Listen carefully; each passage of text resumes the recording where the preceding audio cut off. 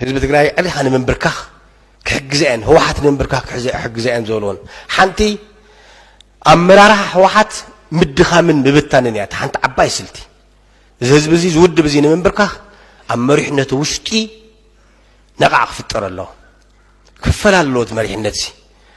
ሓደ ቦንዶጅ ኮይኑ ክቕፅል የብሉን ነንባዕሉ ክባላዕ ኣለዎ ትብል ኣብ ውሽጢ ነቓዕ ናይ ምፍጣር ካብዚኣ ሰጊራ እውን እቲ ውድብን እቲ ህዝብን እውን ነቓዕ ክፈጥሩ ክእል ኣለዎም እዚኣ እንድሕር ክንዕወት ክኢልና ኢና ምንብርካኽ ንኽእል ዝብል ስልቲ ተኸቲሎም ሰሪሖም እዮም ኣብዚ ከም ዘለ ስራሕ ኣብ መንጎ ስሩን ደገ ዘለኹም ናይ ማሕበር ናይ ዲያስፖራ ህዝብታት እውን እዚ ብጣዕሚ ዝብሸኩም መስለኒ ምክንያቱም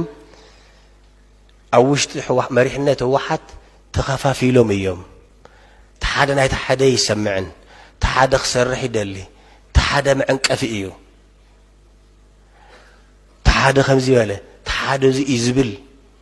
ፈጠራ ዘመቻ ፀለመ ብጣዕሚ ገፊሕ እዩ በጣዕሚ ገፊሕ እዩ ብፍላይ ማሕበራዊ ሚድያ ካብኡ ከዓ ብዘይ ስሩዕ ኣብዚ ከምዚ ዝበለ ስራሕ እውን ስርሐ ኢሉ ተዋፈረ ገሊኡ ተለኣኸ እዩ ኣካል ናይቲ ልኡኽ ናይቲ ባንዳኒ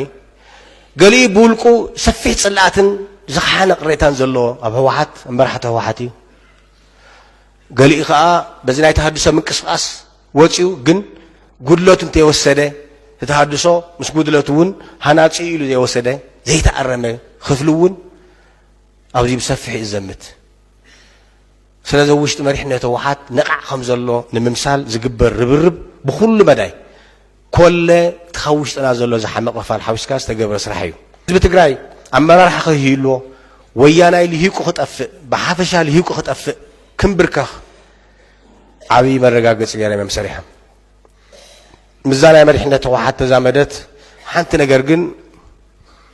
ደብረፅዮን እንድሓር ገልጾ ይኽእል እዩ ሓንቲ ነገር ግን ከረጋግፅ ይደልየ እዚ ኩሉ በለካ ለኽዕካ ወረ ከዛባዓኩም የብሉን መሪሕነት ህወሓት መሪሕነታ ኣብ ብጣዕሚ ፅቡቕን ጥዑይን ዝነበረሉ ወቕቲ ልክዕ ከምኡ ትሕዝኒ መሪሕነት ህወሓት ተረዳዲኡ መትከላዊ ሓድነት ሒዙ ተሰማሚዑ ዝመርሕ